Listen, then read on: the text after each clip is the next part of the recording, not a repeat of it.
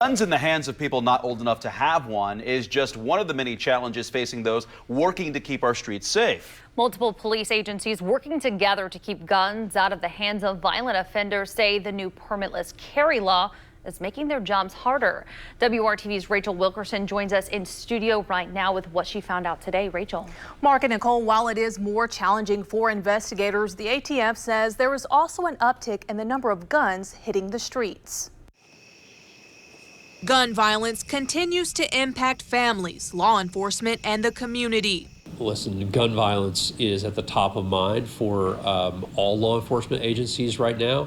The FBI says one of the state's biggest problems is keeping guns out of the hands of criminals and juveniles. Clearly, the crimes we've seen lately, for the example, the two police officers in Indiana that were shot recently in Elwood, both of them, the shooters were convicted, prohibited people. So I think that's just a demonstration that it's a huge problem here.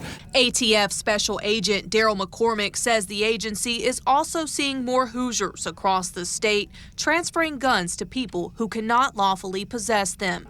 The Indiana Crime Guns Task Force, which is a combination of Metro Police, State Police, the ATF, Fishers, and surrounding agencies, took nearly 370 guns off the street in 2021 and arrested nearly 400 people.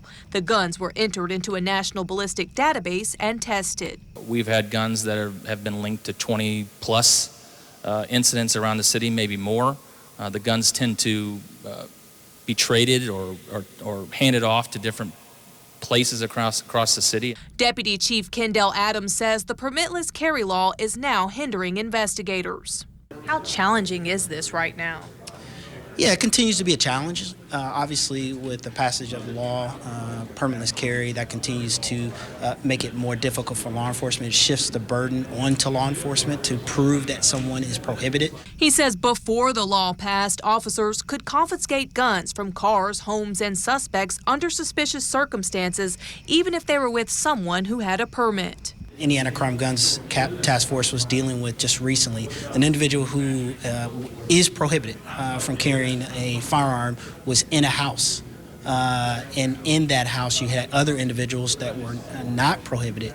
And so that was an interesting quandary we found ourselves in, is an individual who should not be around firearms with individuals who are authorized to carry the firearm. How do we discern that? And so those are the kind of nuances that we are finding very difficult to navigate, whereas before we would have been able to confiscate that gun, test that gun right away, and see if it's connected to other crimes.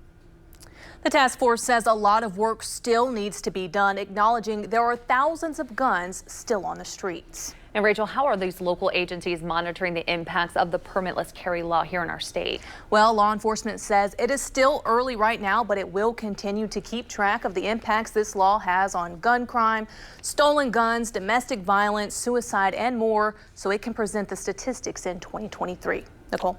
Rachel, thank you. And by the way, law enforcement from across the country learned tactics from the Indianapolis Crime Guns Task Force.